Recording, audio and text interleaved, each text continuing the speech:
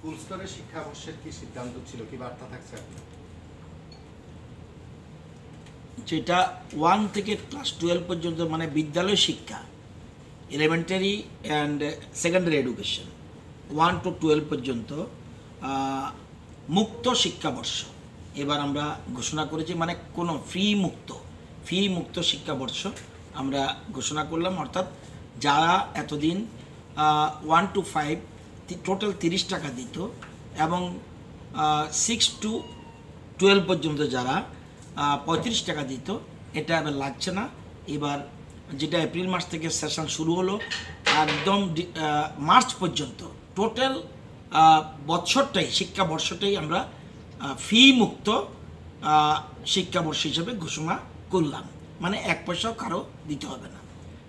Secondly কলেজের ক্ষেত্রে আমরা অনেক কিছু সুবিধা দিয়েছে, আমি বলেছি একটু আগেই যে সেখানে সেশনটা আরম্ভ হয় জুলাই মাস থেকে। তো যারা নতুন ভর্তি হবে তারাও বেনিফিট পাবে। অনেক কিছু আমরা রাজ্য সরকার যে টাকা আমরা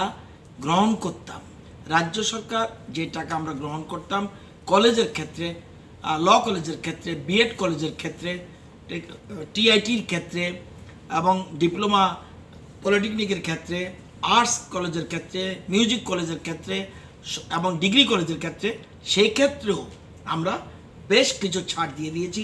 অর্থাৎ রাজ্য সরকার অধীনে স্কুল কর্তৃপক্ষ আর কলেজ কর্তৃপক্ষ যে অর্থটা নিত সেটা আর নেবে না। এটা আমাদের রাজ্য সরকারের শিক্ষা দপ্তরের সিদ্ধান্ত। এতেও প্রায় আপনার বিরাট অঙ্কের অর্থ, অর্থাৎ এতদিন কলেজ কর্তৃপক্ষরা যে বিভিন্ন কলেজ কর্তৃপক্ষরা যে অর্থ দিত ছাত্রছাত্রীরা, এতে 4,31,77,132 টাকা, 4 কোটি কলেজের ক্ষেত্রে, সব কলেজের ক্ষেত্রে, technical institution, degree college, arts, polytechnic and music, law যেগুলি আছে সব কলেজের ক্ষেত্রে ছাত্রছাত্রীদের যে অর্থ কলেজ কর্তৃপক্ষ নিত সেটা 4,31,77,132 টাকা আমরা মকুব করে দিয়েছি। শুধুমাত্র ইউনিভার্সিটির যে অংশটা সেটা তারা দেবে, বাকি ক্ষেত্রে আমরা মকুব করে দিচ্ছি। আর স্কুলের ক্ষেত্রে সম্পূর্ণ শিক্ষাবর্ষটাকে আমরা ফি মুক্ত শিক্ষাবর্ষ হিসেবে ঘোষণা করি।